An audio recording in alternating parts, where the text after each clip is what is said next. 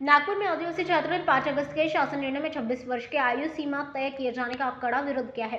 छात्रों का आरोप है कि इस प्रावधान में आदिवासी विद्यार्थियों के शैक्षणिक हित प्रभावित होंगे और कई छात्रों के भविष्य पर संकट खड़ा हो सकता है। इसी मांग को लेकर छात्रों ने नागपुर स्थित आदिवासी विकास आयुक्त कार्यालय पहुंचकर अपनी बात रखी। आयुक्त के माध्यम से आदिवासी विकास विभाग के सचिव के साथ ऑनलाइन बैठक भी हुई, लेकिन छात्रों का दावा है कि बैठक में कोई ठोस आश्वासन नहीं मिला। छात्रों ने वीडियो कॉन्फ्रेंस के बजाय मुख्यमंत्री देवेंद्र फडणवीस और राज्यपाल के साथ प्रत्यक्ष बैठक की मांग की है। साथ ही डिजिटल लाइब्रेरी, शैक्षणिक सुविधा और रिक्त पदों और लंबित समस्याओं पर भी तत्काल निर्णय लेने की मांग की गई है। छात्रों ने शासन निर्णय का नया मसौदा तैयार करना शुरू कर दिया है और उन्हें मांगे नहीं मानी गई तो आंदोलन तेज करने की चेतावनी भी दी गई। आम्ही काल दिनांक 12 ऑगस्ट 2026 पासून 11 वाजेपासून या ठिकाणी बसलेलो आहोत। रात्रीला सुद्धा विद्यार्थी या ठिकाणी होतात। मूळतः या आंदोलनाची भूमिका एका 5 ऑगस्ट 2026च्या शासन निर्णयापासून होते।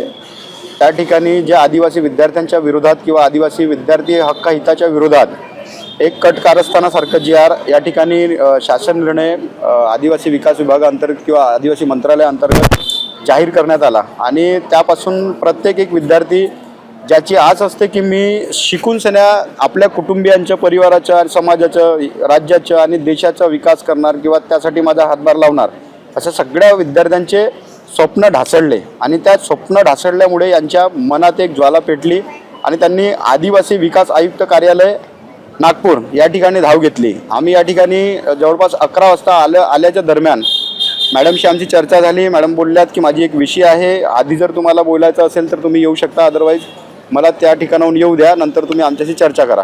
आम्ही म्हटलं की ठीक आहे, आम्हाला काही अडचण नाही आहे। मॅडमनी एक VC लावली सेक्रेटरी साहेबांसोबत, त्यांच्याशी आमची ऑनलाईन बैठक झाली।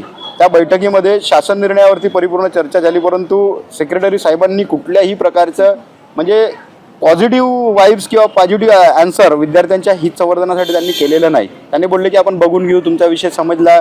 काही विद्यार्थ्यांना त्यांनी असं एकदम म्हणजे साईडला काढून दिलं। आम्हाला विज्ञान कळतं, आम्हाला शब्द कळतो, आम्हाला GR कळतोय आणि त्या GR मध्ये जर आमच्या आदिवासी विद्यार्थ्यांच्या हिताचा किंवा त्यांच्या भवितव्याच्या कुठल्याही गोष्टी नसेल तर त्याचा विरोध नेहमीच होणार।